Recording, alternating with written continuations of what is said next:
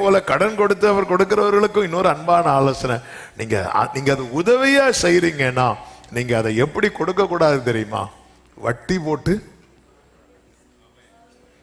ஒரு 1.5 ஆமேன் வருது. வட்டி எப்படி கொடுக்க கூடாது. அது நம்மளை, ஏன்னா தேவன் கிரியை செய்வதற்கு நம்ம வந்து எந்த, சரி நீ வச்சுக்கோ வெளியே அவங்க உங்ககிட்ட வட்டி வாங்கிட்டு இருப்பாங்க, அது உங்களுக்கு புரியாது. ஆமே, இந்த வட்டி போட்டு நாங்கெல்லாம் வட்டியெல்லாம் ஒன்றும் இல்லை, சும்மா. ஆமே, இதுல அது வந்து ஹெல்ப்பா, நீங்க ஹெல்ப்பா பண்றீங்கன்னா அதுல என்ன போட்டிருக்க கூடாது? கொடுத்துருக்கிறீங்களோ அப்படி இல்ல, கொஞ்சம் ரொம்ப அமைதி ஆயிட்டீங்க. ஆமே, இதுல இருந்து யதார்த்தமானதை சொல்லிடணும். அதனால ஏன்னா ஆன்லைன்ல நிறைய பேர் பாக்குறீங்க, அதனால சொல்ல, நம்ம கொடுத்ததெல்லாம் கொடுத்துட்டு அவங்களுக்கு நான் ஹெல்ப் பண்ண போய் இப்படி ஆயிட்டு. ஆமே, நீங்க ஹெல்ப் தான் பண்ணீங்க, ஆனா ஆண்டவருடைய பார்வையில் அதுல ஏதாவது தீமையான காரியம் இருக்குதான்னு பார்க்கணும். ஆமே, அது நீங்க கடனா கொடுக்கறது தப்பு கிடையாது, ஆனா அதுல நம்ம வட்டியும் சேர்த்து போட்டு கொடுக்கறது வந்து பைபிள் வந்து அது அக்செப்ட் பண்ணல. ஆமே, அல்லேலூயா, ஆமே. எனவே நீங்க அப்படிப்பட்ட காரியம் யாராவது செய்யறீங்கனாலும் தயவு செய்து அதை வந்து ஸ்டாப் பண்ணிருங்க. ஆமே. அதாவது நம்மள சிலரை பார்த்தோன்னா நமக்கு என்ன வரும் தெரியுமா? அப்படி சிரிப்பம் தெரியுமா? ஆனா சிலரை பார்த்தது என்ன தெரியுமா? ஆண்டவர் நம்மளை பார்க்கும்போது அப்படி இருக்கணும். நம்மளை பார்த்துட்டு இப்படி வச்சா எப்படி இருக்கும்? எப்படிங்க இருக்கும்? அப்படி இருக்கக்கூடாது, அப்படி இருக்கவே கூடாது. அதனால பைபிள் நல்லா படிக்கணும். நம்ம உடனே என்ன பண்ண தெரியுமா? இவங்கெல்லாம் அப்படி பண்றாங்கல்ல, அவங்கெல்லாம் இப்படி பண்றாங்கல்ல. விசுவாசத்தை துவக்குகிறவரும் அதை முடிக்கிறவருமா இருக்கிற பேதுருவை நோக்கி, யோவானை நோக்கி, உங்க பக்கத்துல இருந்து தூங்கிட்டு இருக்கிறவங்களை நோக்கி, உங்க பாஸ்டரை நோக்கி, அப்படியா இருக்கு. ஒரு நோக்கியம் கிடையாது. இந்த ஒரு தூதனை கூட அங்க சொல்லல. ஆமே. சிலருக்கு என்னன்னா, சிலுவையில தொங்கின கள்ளன் ஞானஸ்நானம் எடுத்தானா? கள்ளன் எடுக்க மாட்டான். ஆமே. இனி நீங்க டிசைட் பண்ணிடுங்க, கள்ளன் எடுக்க மாட்டான், அவ்வளவுதான். சி, அந்த இடத்துல வேற ஆப்ஷனே கிடையாது. ஆப்ஷன் ஏ இயேசு, ஆப்ஷன் பி ஏரோது, ஒரே ஒரு ஜீசஸ். வேற யார்? அவரை பாருங்க, இயேசுவை, இயேசுவை கவனித்து பாருங்கள், இயேசுவை நோக்கி பாருங்கள். இப்படிதான் இருக்கணும் நம்ம லைஃப். அது வந்து இது எங்கேயாவது போய் லாக். அதுவும் ஒரு தேவ பிள்ளை வந்து, தேவ பிள்ளைங்க, எனக்கு தெரிஞ்ச ஒரு சகோதரர், அவர் வந்து வட்டி பிசினஸ் பண்ணிட்டு இருந்தார்.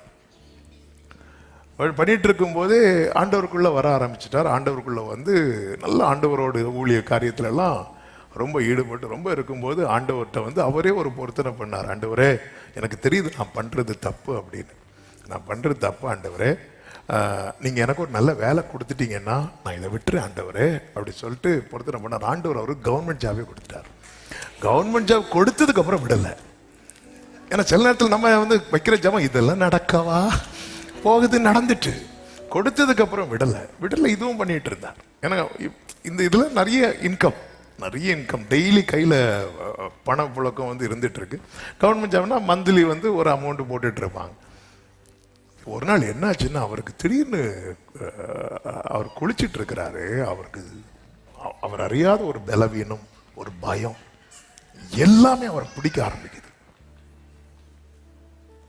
அப்போ அப்படி குளிச்சிட்டு இருக்கும் போது அவர் பண்ண பொருத்தனை, ஆண்டவர்கிட்ட பேசினது, ஆண்டவர் பேசுறாரு, நீ கேட்ட, நீ பண்ண, நான் பொறுமையா இருந்தேன். அப்போ நீ என்கிட்ட சொன்ன, உனக்கு நான் ஒரு வேலை தந்தா இதை விட்டுருவேன். நான் உனக்கு வேலை தந்தேன், நீ உன் திராணிக்கு மிஞ்சின வேலையை கொடுத்தேன், அதுக்கப்புறம் நீ விடாம தொடர்றியே. அப்படி அவர் குளிச்சிட்டு இருக்கும்போதே டவலை கட்டினாராம். அந்த ஈரத்தோட வந்து அவர் அப்படி புக்கெல்லாம் எடுத்தார்.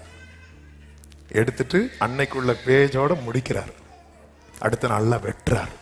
நிறைய பணங்கள் அவருக்கு வெளியே கிடக்குது, ஆனாலும் வெட்டிட்டார். வெட்டி இனி நான் அதை செய்ய மாட்டேன் சொல்லிட்டு வெளியே வந்துட்டார். பழைய பணப்புழக்கங்கள் இன்னைக்கு அவர் கையில் இருக்கான்னு கேட்டா இல்லை. ஆனா குடும்பமா கர்த்தர் சமூகத்துல சாட்சியா இருக்கிறாங்க. இதுதான் துன்மார்க்கனுடைய செல்வ பெருக்கை பார்க்கிலும் நீதிமானுடைய கொஞ்சம் நல்லது. ஒரு பயம், அவ்வளவுதான். ஒரு பயம். குளிச்சுட்டு ட்ரெஸ் கூட மாத்தல. அவர் சொல்லும் போது சொல்றாரு, என் நோட்ல ஃபுல்லா அந்த தண்ணி வந்து அதுல வந்து நான் எழுத எழுத தண்ணி பட்டுட்டே இருக்கு. அதுல இதான் லாஸ்ட் ஆண்டவரே. இன்னைக்கு நல்லா இருக்கிறாங்க. கர்த்தர் நல்லவர். நிறைவா உங்களை பிளஸ் பண்ணி. இந்த நிறைவு இருக்குல்ல, இந்த நிறைவுங்கிறது என்ன தெரியுமா? அந்த ஒரு திருப்தி. என்னைக்குமே அதை புரிஞ்சுக்கணும். ஆமே, உடனெல்லாம் எனக்கு தர முடியாது. சரி, அப்போ வட்டியாவது தாங்க, வேண்டாம். ஆமே, கர்த்தர் வாசல திறப்பா. இதை பார்க்கிற கேட்கிற அத்தனை பேருக்கு இது ஒரு ஆலோசனையா சொல்றேன். கர்த்தர் உங்களை ஆசீர்வதிப்பாராக. ஆமேன்னு சொல்லுங்க. சந்தோஷம் சிரிச்சுட்டே சொல்லுங்க. ஆமே. சிலர் நினைக்கலாம், மழை சொன்னாரு வீட்டுக்காரர், ஒழுங்கா வீட்டில் இரு. ஆமே, கர்த்தர் நல்லவர். கர்த்தர் உங்களை ரொம்ப நேசிக்கிறார். இந்த சத்தத்தை கேட்கிற ஆமே சில உள்ளங்கள் இப்போ என்ன டெசிஷன் எடுக்கன்னு தெரியாம அப்படி திணறிட்டு இருக்கிறீங்க பாருங்க. உங்களுக்கு ஒரு செய்தி சொல்றேன், ஆண்டவர் உங்களை ரொம்ப நேசிக்கிறார். எனவே இன்னைக்கு பேசணும்னு நினைக்காத ஒரு காரியத்தை ஆண்டவர் பலிபீடத்தில் இருந்து பேச வைத்திருக்கிறார். கர்த்தர் உங்களை ஆசீர்வதிப்பாராக. ஆமேன் சொல்லுங்க பார்க்கலாம்.